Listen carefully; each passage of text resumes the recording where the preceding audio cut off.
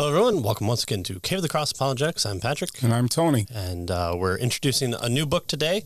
A little bit shorter episode. We're just going through the preface. And next week, hopefully, we have an interview with Dr. James Anderson. So we're going to talk about our last book. So we kind of just wanted to get the book out here and kind of talk about it. So it gives you the opportunity to order it, have it in whatever format you like. It's on Amazon. It's on Logos. I got it both. It's on whatever Christian bookstore that you probably like. It is, of course, Scott Christensen, What About Evil? Yeah. Large book, yeah, but we're going over. It is pretty massive, yes, right? It's exactly what you want. The one-stop shop for all things evil. I don't know if that's how he'd want us to sell it. It's at least, an inch maybe thick, something like that? It's a good end point for your bookshelf. And it's a W, so you need something at the end. At the very end, what? Yeah. Zathra is at the end. It's just a small book. It's a Jumanji ripoff because the author can't write more. Anyway, Scott Christensen, as you know, has been, he was our first guest to talk about what about free will. Yeah. So he's keeping the what abouts. So hopefully the next one is continues the process. Not that we're asking him to write more, but we enjoy him. But it is good. Yeah. He's done a lot of interviews on this already. It's been out for about probably a year or so. Yeah. I think it came out in 2020 because he mentions COVID. There you go. So, So we wanted to do the preface, and this book is very well laid out. He doesn't bury the lead. He gives you the answer right away. Right. Yeah. And then he doesn't drop all the other possibilities. He gives you kind of what his take of it is, and then supports it. But he gives you a good overview. He gives you a historical overview. He gives you scriptural. He gives you reaching back and saying, here's a point for this version of an idea of explaining what about evil and why it kind of gets knocked down by other things. Yeah, and this topic, what about evil, is probably the biggest argument that is used against Christianity out there, right? Yeah. What about evil, right? And so he kind of takes, so this is, and he's going to mention it here, this is kind of, a defense, really, of apologia. Of where Christians, at least where Christians can stand with regarding this particular issue, right? So again, you can feel free to support him on whatever means, but we hope that you do pick it up. But we're going to crack open the preface here, and we're going to look at kind of the why, the who, and the what. So. Why write this book? Who's it for? What's it all about? Yeah, sounds good. So he opens it up. Well, why this book? Why pick this up? It's a dense book. Is it going to cover everything in minute detail? He's going to do modus ponens? You're going to figure out what axioms are as opposed to presuppositions. Let's bring up Bayes' theorem. Let's talk about probability. Well, he says not quite. Right. So he says why this book? Well. While popular treatments abound, most rigorous Christians' responses to the problem of evil are dominated by strictly philosophical approaches. Oh, darn those philosophers. Yeah, well, okay. So something new, something maybe you haven't read before, something in the whole stream of, you probably answered this question. What about evil with your family, your friends, internet atheists, the nice atheist down the street who bakes cookies for you and just loves everyone, but can't stand the Christians, except for you. You're good. You get cookies. Well, he finds it unfortunately. That most of the books have this philosophical approach, right? Yeah. That's not because that he finds them problematic. There's our keyword for this century. To the contrary, they are useful, but by themselves they remain inadequate, he says. Well, comprehensive, biblical, theological, and exegetical, as opposed to eisegetical, responses are wanting. So he views that kind of the philosophy builds up to God, and we've seen that critique, especially from the presuppositionalist camp to the classical camp, is seeing that a lot of philosophers tend to be the big apologists because they kind of have a seat at the table. They know the Bayes' theorem, they know the classical arguments, they know Hume and respond in the same manner. But he says that there's a need for this biblical, answering the question derived from the Bible, theological concepts and from the exegetical responses. Yeah, I will get that. So he doesn't want this to be just a philosophical answer to the particular question. He wants to dive deep into the Bible to find out what the scriptures have to say and how the scriptures deal with this particular issue, right?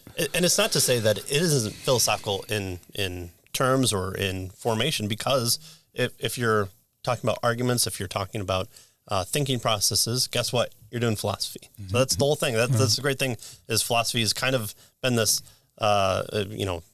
faulty towers type ideal that, Hume and the rest of them knocked down, but only to be built back up again. So now that we're talking about, what's the definition of is and stuff like that. So, again, hopefully part of this show has been to bring you into the world of philosophy and say, hey, guess what? It doesn't have to be scary. And just because this book is a certain length, it should actually be a great part because of all those 3 parts that he views. And it's what he's claiming is kind of a new territory or stuff that hasn't been fleshed out to his liking enough. Right. So he says that, in treating the subjects, he will not be as rigorously focused on the plethora of apologetic matters that most philosophical books on this topic are concerned to address. But he says this doesn't mean that the book has no apologetic value. Sure. Right? He believes it does. But traditional apologetic approaches, he tells us, are not really his immediate objective, right? So yes, it does have some apologetic value, but that's not what he's trying to focus on, right? So maybe people that read it can meet together and pull out the apologetic reasons. So his audience is kind of perplexed believers searching for scripturally constructed theology for answers. So, you've read the best of the philosophical point of view, and you're like, okay, well, free will, but how does free will mix in with God's sovereignty? Well, okay, obviously we have free will, right? Because that's what the philosophers say. But then the new atheists have come about, and determinism has become kind of main one. So how do then I have to argue for free will, but then how does that mix in with God's determination of things? What about free will as well? Yeah. And so he's addressing that as his audience, the person that wants to be scripturally sound Christian who is kind of searching the scriptures and trying to find, well, what is the best explanation for why God allows evil, or if evil even exists? Yeah. He goes on to say that he should say that many books address the problem of evil with a view to providing an immediate salve to suffering readers. So, God wouldn't tread on your human reasoning and free will, and so he just allows you to carry out evil acts because that's what you do, and he comes along every once in a while and floods or fires or strikes down, and he kind of keeps things in line. And so and that's what you can say. Exactly. And so in the book here, he gives several, on the footnote here, Sure. he gives several books that do deal with this, how do we deal with suffering on a personal basis, right? That do try to provide, as he says, salve for the suffering reader, right? But he's suggesting that's not exactly what he's doing, right? Yeah. Right. So sometimes the question is easier than the answer, right? Well, what about evil? Well, a human free will. That's just what we want to say is the short quip answer of like, oh, well, that takes care of it, because it's such a short question, but it's a very complex question, right?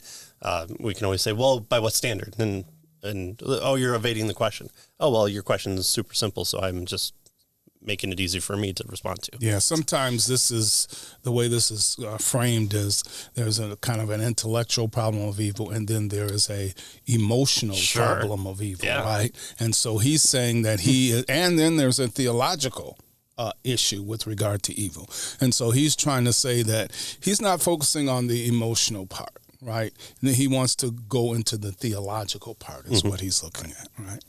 So he goes on to say that this is not one of those books, but not because that he lacks empathy for those who suffer, but because his task will be centered on the bigger picture, how sin, evil, corruption, and death fit into the broad outlines of redemptive history. Right. And so that's what he does well through this of what I've read so far and also looked ahead at things. Just a couple key features of the book that he does. First of all, footnotes at the foot of the page. So we know he's not a heretic. So that's a big one.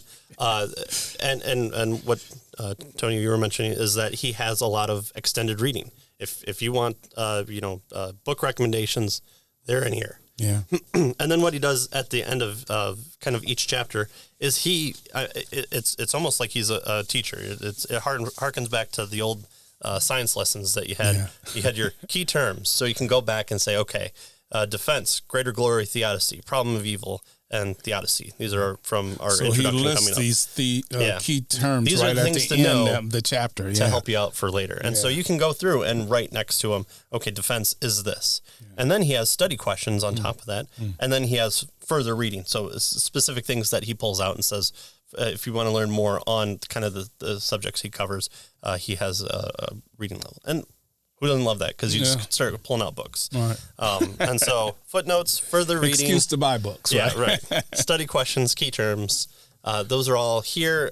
They were in his last book as well. I think they're helpful, especially on, again, for the casual reader who wants this type of approach, this theological approach to someone who really wants to sit down and make sure that they have an understanding. And I think he doesn't bury the lead. He gives you the answer right on chapter 1, and he kind of presents an overview on page 7. Yeah, how about that? I mean, pretty good. It's not on page 147, and it's italicized, and you got to put a marker there. I mean, I've already put a lot of markers. So what I've done with my study on this is what I've been doing is I've been going through the chapter, and at the beginning of the chapter, if I want to reference things again, I put like a chapter summary. So that's what I've been doing.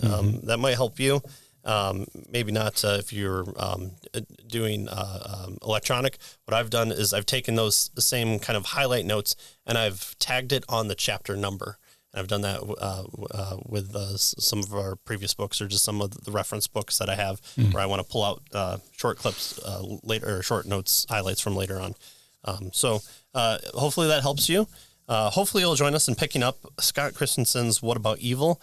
Introductions by D.A. Carson. So, there's a lot of good big names in here that has supported him. John Frame, Joel Beakey, John MacArthur. I mean, he runs the gamut. Obviously, he's coming from a particular theological point of view, and he has, I think, a good plethora of people that are here that say good about his book. And he did such a good job with the balance last time of his What About Free Will. He gave the other side just ample opportunity to make their point, their best work. Even if you didn't agree with his conclusions, you can't say he wasn't fair. And I think at the very least you get respect out of that for the coverage. And so he's going to provide us with his answer and then a few other answers as well. Yeah. And I think it's going to be an interesting read, and hopefully you'll get a lot of benefit out of it. And again, you can pick it up. We'll provide some links below, help support the show. If not, that's fine too. But if not, who doesn't want to learn more about evil? So you can figure out what's going on in the world, why it's happening, or at least the Christian perspective for it. So looking forward to it. Yeah, absolutely. So join us next time as we do an interview. Then we'll hit the ground running with the introduction. All right. What about evil? See you next time.